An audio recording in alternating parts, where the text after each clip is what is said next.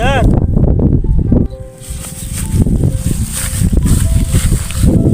Get it. What kind of book is this? Raiders of Sulu Sea.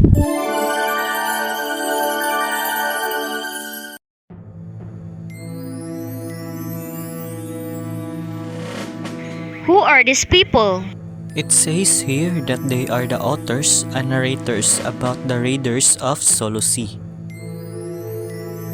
Isel Gloria Durano Borja Estrada is a descendant of Vicente Alvarez, a historical figure from Zamboanga City. She holds a bachelor's degree in history education from Western Mindanao State University and has pursued further studies in art history at the University of the Philippines Diliman and other institutions in Zamboanga City. Dr. Samuel Kong Tan is a historian with a background in Samal Tausug Chinese heritage. He holds advanced degrees from the University of the Philippines and Syracuse University. He has served as chair of the History Department at UP Diliman and as chairman of the National Historical Institute. His significant work, A History of the Philippines, examines the country's history and culture from the viewpoints of various cultural communities and offers a critical perspective on colonial depictions of Moro resistance. Professor Barbara Watson Andaya is an Australian historian specializing in Indonesian and maritime Southeast Asian history, with a focus on women's history and the localization of Christianity in the region. She holds a Bachelor of Arts and a Diploma of Education from the University of Sydney, a doctorate in philosophy with a specialization in Southeast Asian history from Cornell University, and a master's degree from the Hawaii University. Professor Andaya is a full-time professor and director of the Center of Southeast Asian Studies and she serves as president of the American Association for Asian Studies from 2005 to 2006.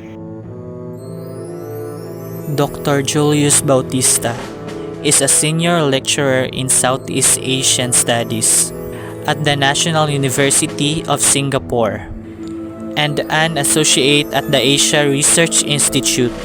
He holds a doctorate in philosophy and Southeast Asian Studies from the Australian National University, with a focus on anthropology and cultural history. Dr. Margarita Tingting R. Kuhuangco is a notable Filipino philanthropist and former political figure, having held positions such as chairman of the Kampi Party, governor of Tarlac, and undersecretary of the Department of Interior and Local Government. She pursued advanced education with a doctorate in philosophy of public safety and master's in national security administration.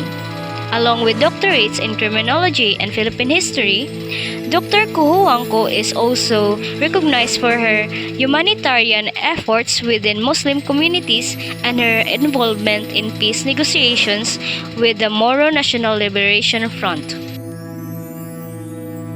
Halman Abubakar, a Tausug town councilor from Hulu, advocates for the historical significance of the Moro people's resistance against Spanish and American forces. He is a prominent of the indigenous martial art, silat, which emphasizes the cultural importance of Tausug bladed weapons. Additionally, he challenges the portrayal of his people as pirates in Western and Filipino historical narratives. Hi! Who's that? Look over here! So bright! What's happening? I cannot see. Hi! Oh, it was you from the book! Do you want to know what happened back in the 18th century? Yes, what happened? First, I will tell you who are the raiders of Sulu Sea. These are the three Muslim tribes. First, the Balangingi Samal tribe. The Balangingi, also known as Northern Sama or Northern Sinama, is an ethno-linguistic group living on the Greater Sulu Archipelago and the southern and western coastal regions of the Zamboanga Peninsula in Mindanao. They are mostly found in Lutangan and Ulutanga Islands in Zamboanga del Sur, Basilan, island of the Sulu Archipelago. Coastal areas of Zamboanga Coast Peninsula and as far north as Luzon, particularly in White Beach near Subic Bay, Zambales. The Balangingis are considered to be part of the larger group of Sama Bajau and speak the Balangingi dialect. Second, the Ilanuns. The Ilanun, called Iranun and Ilyanun as well, are closely related culturally and linguistically to the Maranao Maguindanaon.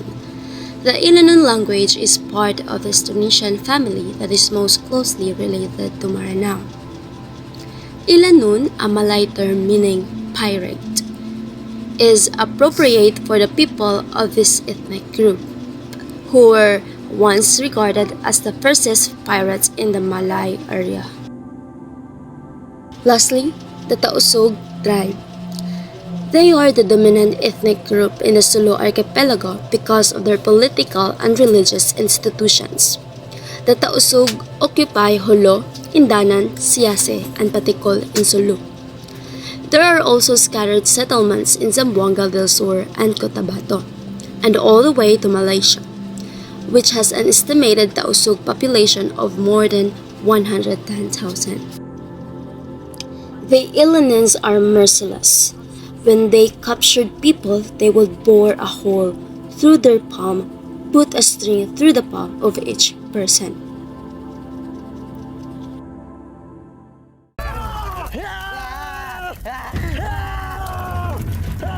For without warning, they could be attacked by the merciless Ilanun, the raiders of the Sulu Sea. When the Ilanun captured people, they would bore a hole through their palm, put a string through the palm of each person.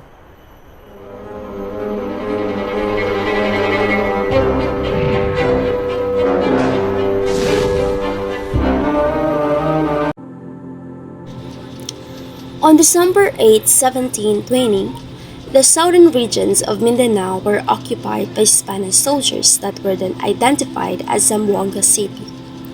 It sits at the tip of the southeast peninsula of the Philippines that is protected by the city's Fort Pilar, a 10-meter-high wall that acted as a defense fortress. To the western colonists, the raiders were nothing more than barbaric outlaws of pirates, and they were hunted down as such. To the Western colonists, the raiders were nothing more than barbaric outlaws or pirates, and they were hunted down as such.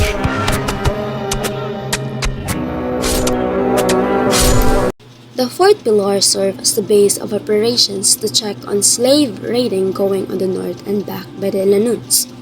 They really had to suppress the Spanish presence here in the peninsula because the fort was their base of operations.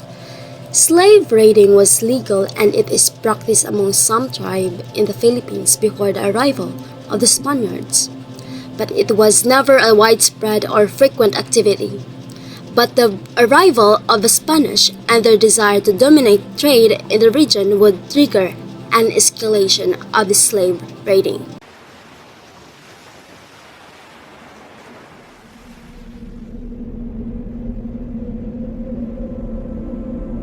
It is December the 8th, 1720. In the southernmost reaches of Spanish-occupied Philippines stands Zamboanga City. Protecting the city is Fort Pilar. Slave raiding, to understand, slave raiding during those times was legal. There is speculation that these raiders were not the savages they were made out to be, but merely indigenous people defending their way of life against a foreign oppressor. King Dalasi was the king of Bulig in Maguindanao who led in attacking the Fort Pilar together with the forces of the Sulu Sultanate. They want to take the fort, but taking the fort would not be easy for Raja Dalasi and his fighters, for this is designed to withstand even the destructive force of cannonballs. Every possible approach to the fort was defended by rows of Spanish artillery, but even with their weaponry, the Spanish soldiers are greatly outnumbered. Heading their way, hundreds of ships carrying 3,000 battle-hardened raiders.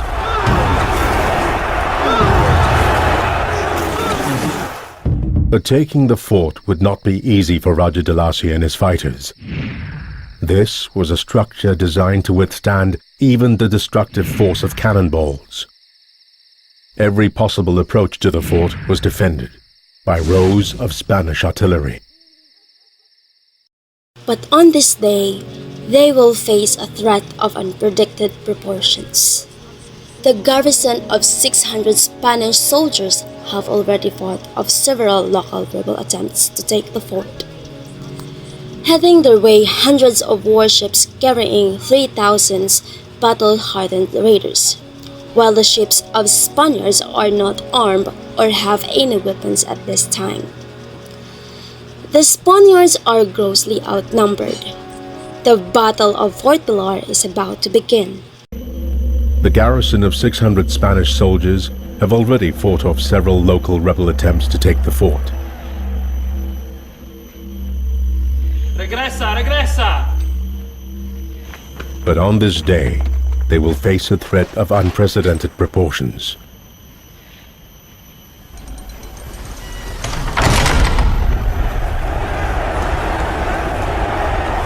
Heading their way, hundreds of ships carrying 3,000 battle-hardened raiders.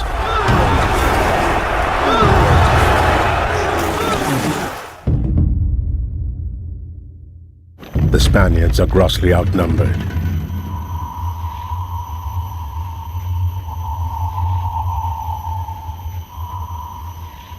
The battle for Fort Pilar is about to begin.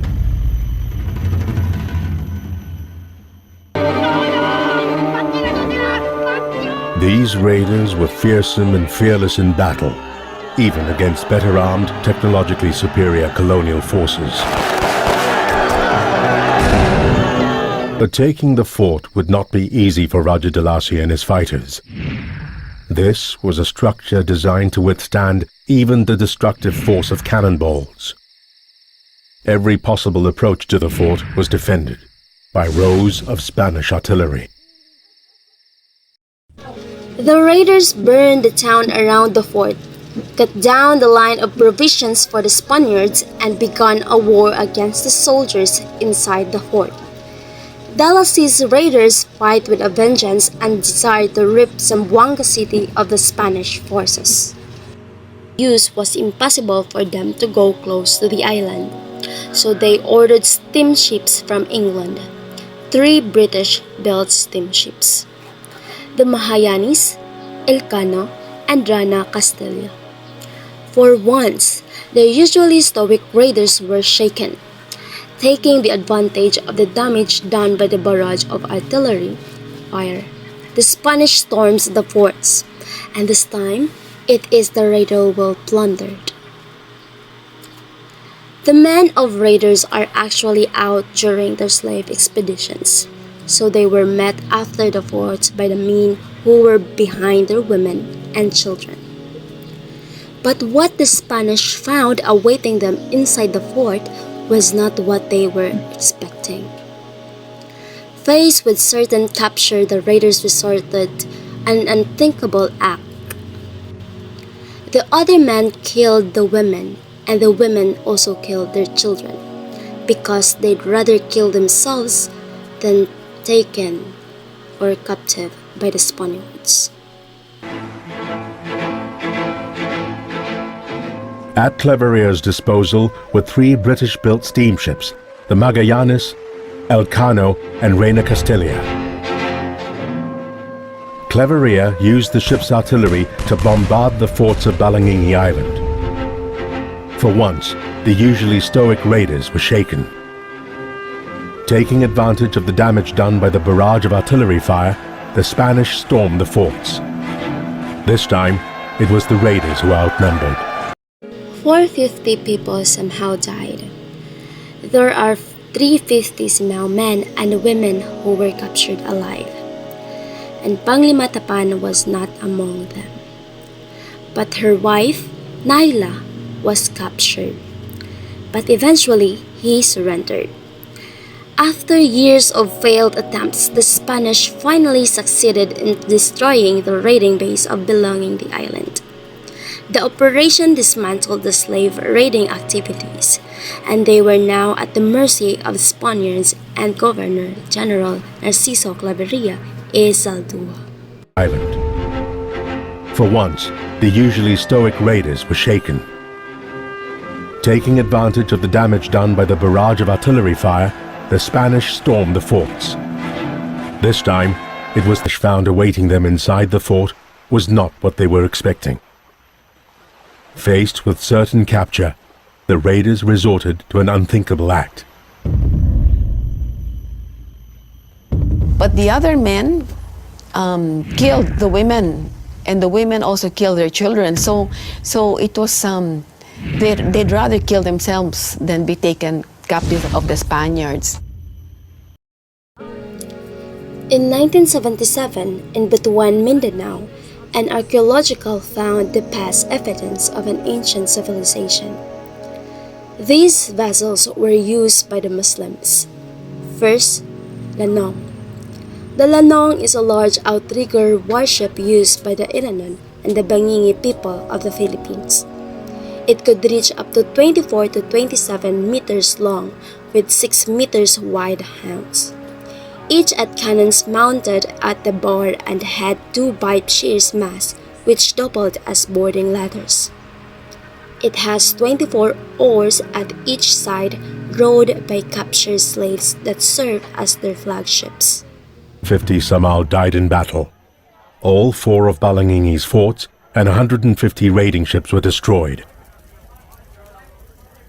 The Spaniards granted clemency to the 350 Samal men and women who were captured alive. Panglima Taupan was not amongst them. But they did capture his pregnant wife Noila. After years of failed attempts, the Spanish had finally succeeded in destroying the raiding base of Balangingi Island. Eventually, with most of their fleet destroyed and their bases of operation dismantled, the slave raiding activities dwindled. They were now at the mercy of the Spaniards.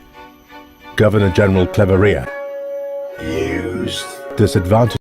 Next, garay. The garay is a traditional native worship of Bangingi people in the Philippines.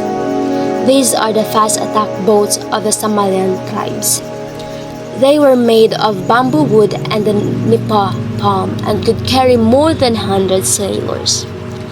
The ship was 25 meters long and 6 meters across and housed the power magazine and cannon at the barrel.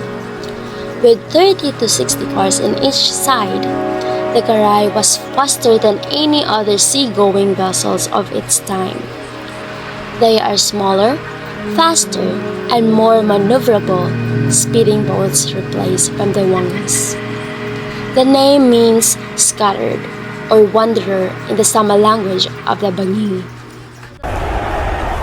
Heading their way, hundreds of ships carrying 3,000 battle-hardened raiders.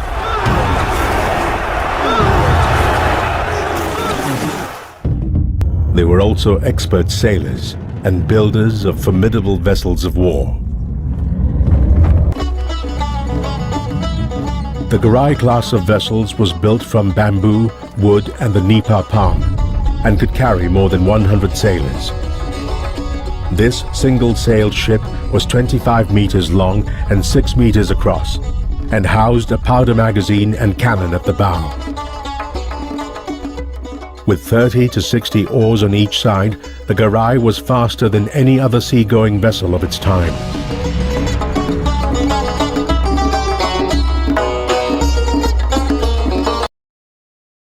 These vessels were used by the Spaniards. Steamships. The steamships' clever air secret weapon put the Spaniards well ahead of the raiders. These coal-burning steamships were faster than the slave power trading vessels. And better yet, the steamships were not dependent on the winds. They were better built and were able to carry a significantly more lethal battery of evidence. In short, they marked the end of the once feared navies of the Sultanate. The Garai class of vessels was built from bamboo, wood and the nipa palm and could carry more than 100 sailors. This single-sailed ship was 25 meters long and 6 meters across and housed a powder magazine and cannon at the bow. With 30 to 60 oars on each side, the Garai was faster than any other seagoing vessel of its time.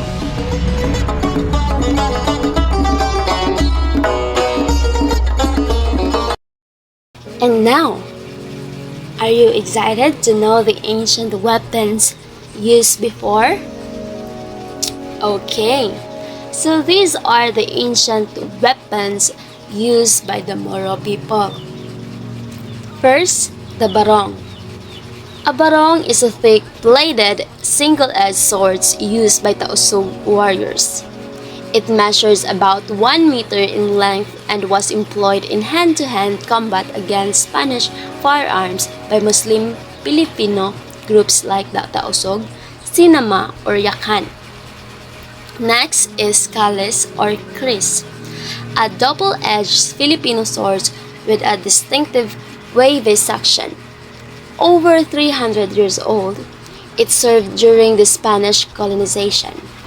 The kalis is 2 meters long and was wielded by slave raiders, nobles, and high-ranking of officials in southern sultanates. Its double-edged blade excels at slashing and penetrating bone. Next is the kampilan, the longest sword used by the Ilanans.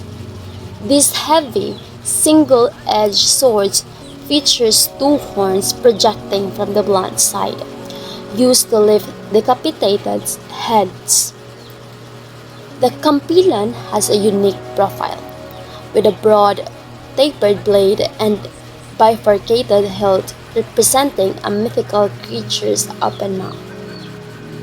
It measures 36 to 40 inches and surpasses other Filipino swords in size. And the last one is the armor.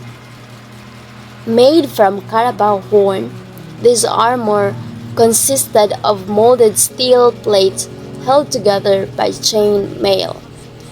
While effective against sword blows, it offered no protection against firearms. Claverea's secret weapon put the Spaniards well ahead of the raiders. His coal-burning steamships were faster than the slave-powered raiding vessels. And better yet, the steamships were not dependent on the winds. They were better built and were able to carry a significantly more lethal battery of armaments. In short, they marked the end of the once feared navies of the Sultanates.